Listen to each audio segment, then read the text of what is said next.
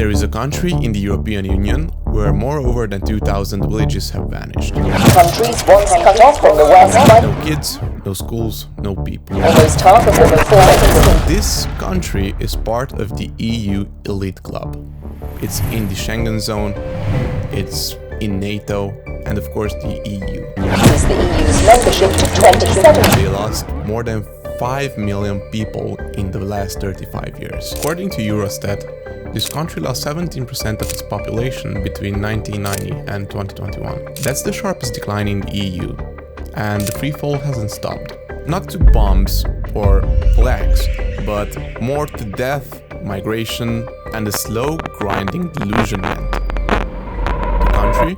Romania. Plauru, a forgotten speck in Romania's Danube Delta, has just 21 souls left, 3 intact roofs and crumbling Soviet murals whispering of dead empire. It sits 300 meters from war, right across the river from Ukraine. There is barely any signal, so when sirens should scream, villagers hear silence. No shops, no schools, no doctors, just aging locals. It's not a village anymore.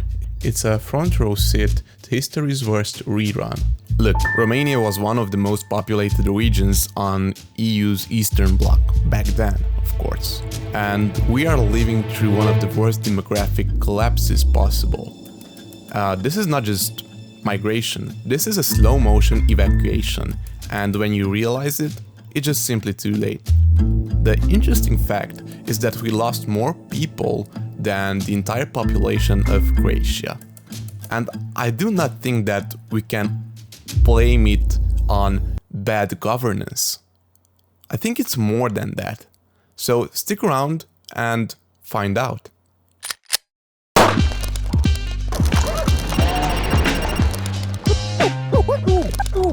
Eu cred că fizionomia fiecăruia. Al doilea motiv care mă determină să renunț să candidez.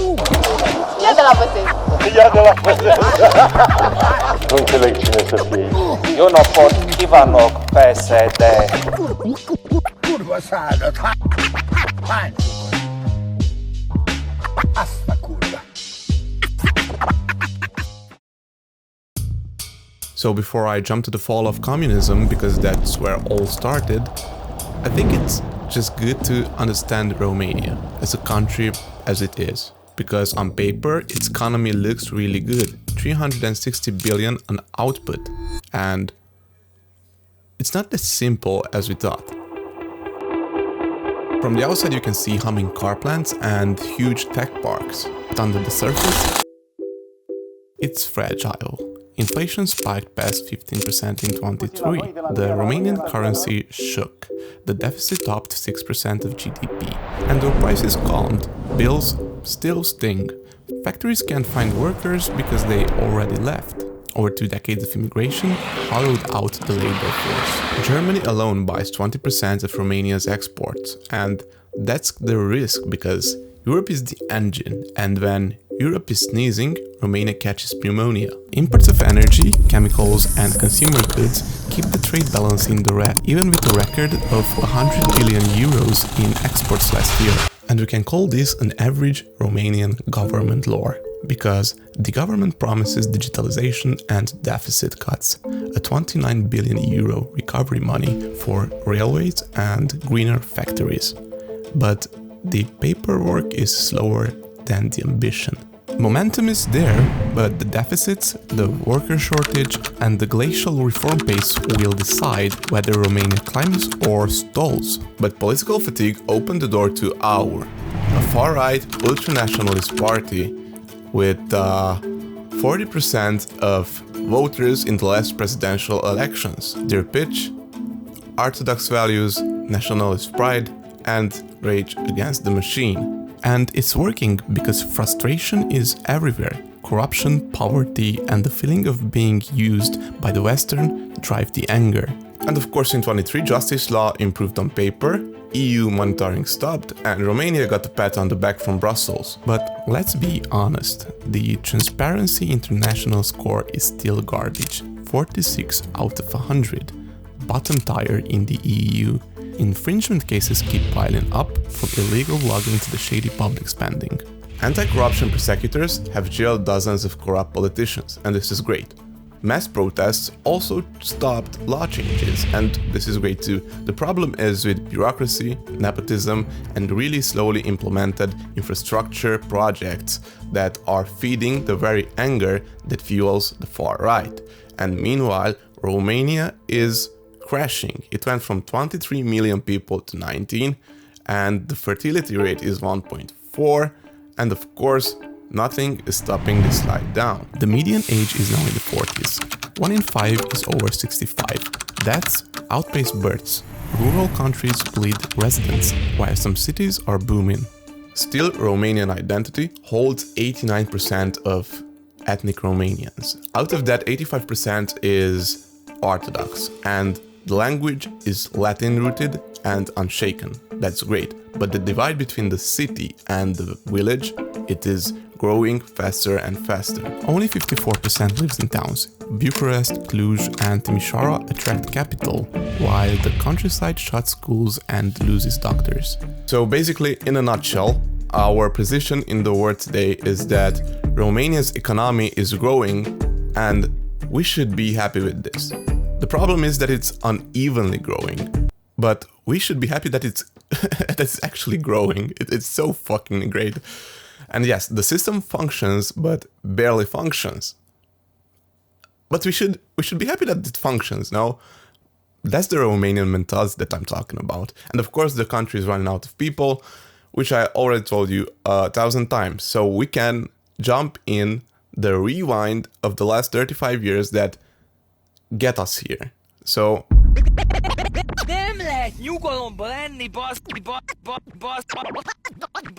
Bucharest flips from propaganda theater to chaos. Armored cars, Molotovs, rooftop snipers. Over thousands people die, most after Ceausescu and Elena flee. 4 days later, on Christmas Day, the regime ends with a firing squad and grainy VHS tapes showing their execution. Hope surges and censorship collapses.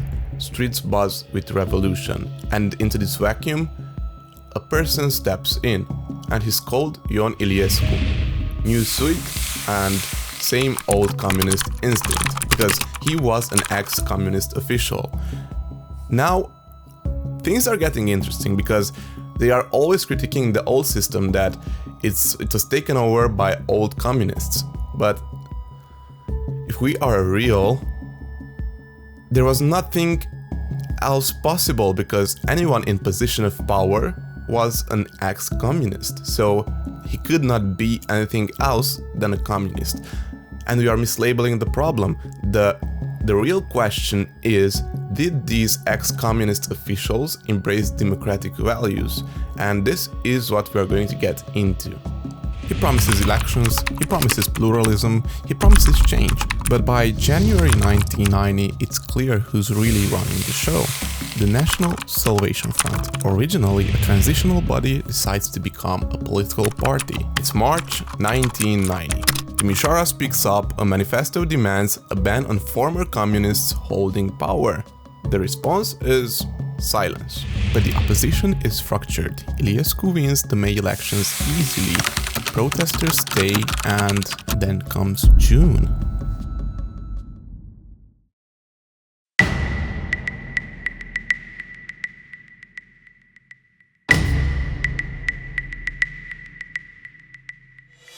Miners arrive by train, 10,000 men with helmets and rubber hoses. They beat university students. They destroy newspaper offices, leaving behind 6 dead and thousands of injured. And this is a wreckage of Romania's post-communist hope. Western headlines call it Romania's second coup. Foreign investors freeze. And the graffiti on the walls reads, "Revolution sold here. Cheap."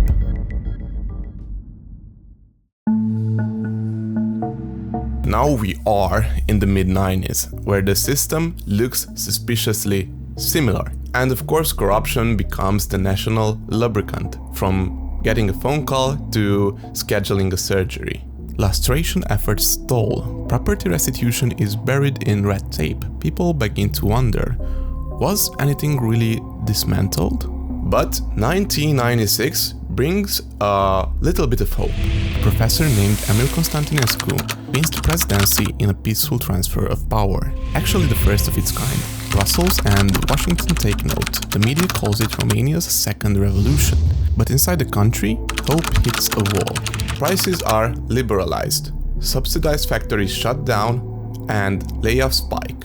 But in 1999, a group of miners raid Bucharest again. The fragile social pace crumbles. Constantinescu admits true power structures beat us, so the old network never left. And in 2000, people face a really hard choice. The ghost of the past, Ion Iliescu, or the extremist Vadim Tudor.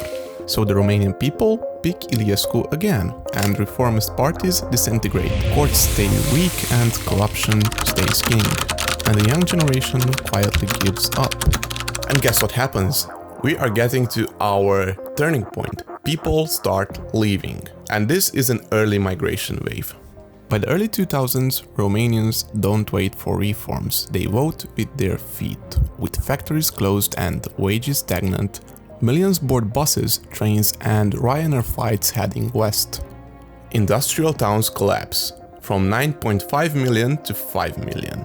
And towns like Călian and Petroșani becomes a shadow. A 20-year-old from Iași can now be in Rome in 24 hours, picking strawberries or mixing cement. Southern Europe laps it up. Italy and Spain becomes a second home. By 2005, 3 to 5 million Romanians live abroad, up to a quarter of our population. Remittances become the country's lifeline. The money from abroad pays for grandparents' medicine, indoor plumbing and second-hand BMWs.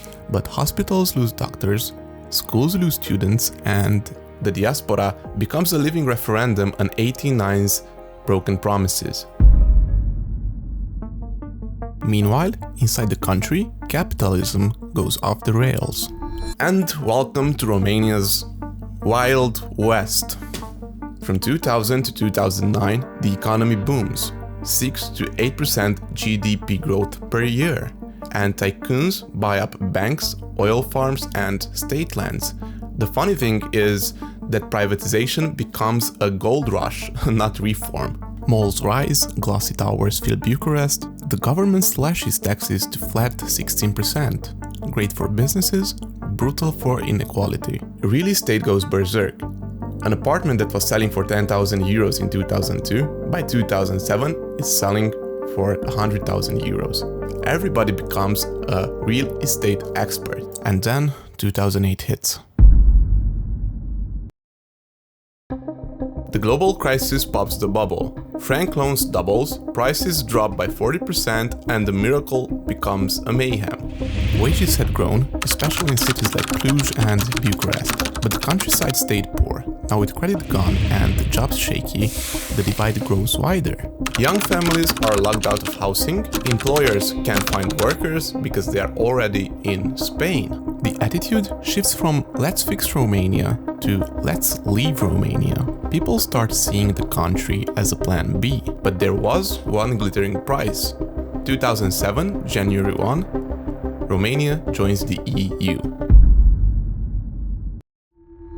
Speeches, flags, and everything about Romania returning to Europe. Trade surges, EU funds flow, but there's a catch. Older EU states block Romanian workers until 2014. Germany, France and the UK are closed. Spain and Italy are wide open. And Romanian migration explodes from 800,000 in 2006 to 1.75 million in 2007 in Spain and Italy alone. Leave to work abroad becomes a common phrase. Kids grow up with parents in Madrid, doctors leave for Brussels, and Euro orphans become a sad media cliché. By 2010, the Romanian language is the most spoken language in some Spanish towns. The upside? Cash, skills, lower unemployment. The downside? Brain drain, fractured families, and country exporting its future. And of course, by the late 2000s, Romania's most valuable export is not wealth or cars, it's ambition with a passport. And of course the 2008 crash seals it. Austerity hits, wages freeze, and Ryanair becomes the unofficial airline for Romanians. A 2011 census found 126 villages empty, with 0 residents. Whole counties start to hollow out, and the only left business that is booming is the funeral home. The malls were open, flags were raised, and billions of EU funds poured in. Rails rusted, and day-to-day political corruption scandals kept the news spinning. The 2007 EU acceptance was a turning point. It brought stability, investment, and gave millions access to work across Europe. Năstase led through the reforms, and Băsescu signed the final treaty. And years went by, and then came the veto. Austria's 2022 no to Romania's Schengen entry hit like a slap. Technically, Romania met every requirement, but politically, one Western voice said, "Not yet," and the door slammed shut. The message was clear. We might not be good enough on paper, but good enough in practice, and Romanians felt it. Nearly 80% of the population said that they felt like second-class citizens in the EU.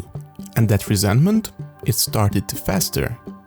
And of course, nationalist voices seized this moment, and that's how they are strong today. Well, it wasn't a rhetoric anymore, it was a symptom of being tired of waiting at Europe's back door while countries like Poland raced ahead. Meanwhile, back home, Romania's politics went into free fall. Since 2012, Romania cycled through a dozen of prime ministers, cabinets collapsed like dominoes, and of course coalitions cracked faster than they were formed. But nothing compares to what happened in January 2017. A newly elected government tried to decriminalize key corruption offenses in the middle of the night, quietly, but the response was great. People went to the streets to protest, and they chanted that 27 years of corruption was enough. The government backed down, but trust, it vanished. The damage was done. Even though prosecutors jail high-level officials, the problem remains. That the government protects its own, and the game never changes, also the players. Meanwhile, the economy was growing on paper. So Romania posted a 7 to 8% GDP increase in some years, and this looks like a miracle. But if you dig deeper, you can observe that it leaks like a sieve.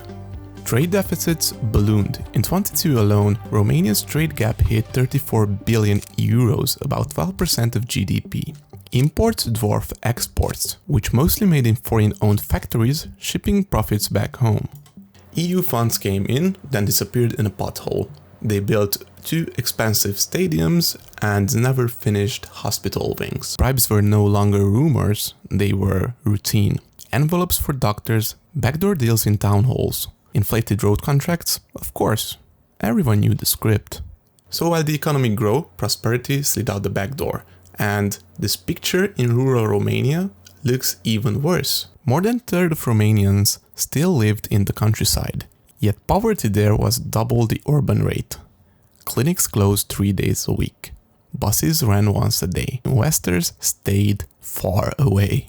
Fields went fallow, orchards died off, and co-ops couldn't find a worker even at triple pay. So villages turned into a museum of decline. And what about birth rates? A 2021 update shows that there are 2,000 villages that are in the brink of extinction. In 2022, hit a historic low. 158,000 babies were born.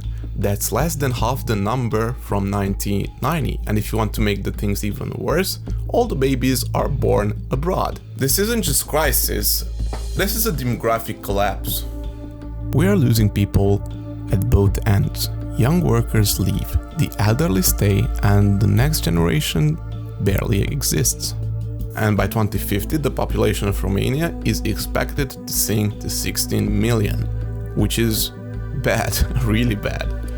And of course, we got bright spots like IT, automotives, and services. Every business is borrowing time because they are going to hit the same problem. They will not have workers. Factories hunt for welders. Construction sites are short on laborers. Doctors disappear, teachers take off. Everyone who can is gone. And yet Romania keeps getting treated like almost there. Almost Schengen, almost modern, almost caught up. But almost isn't a strategy, it's a trap. Something more dangerous is brewing: cynicism. Because wounded pride flips really fast into angry nationalism, into conspiracy thinking, into let's burn politics down, you know. And Romania, it's teetering right on the edge. So now, in 2025, we are at the crossroads. Brilliant, bruised and bleeding talent, part of the EU but stuck in the outside, growing on paper but shrinking in real life.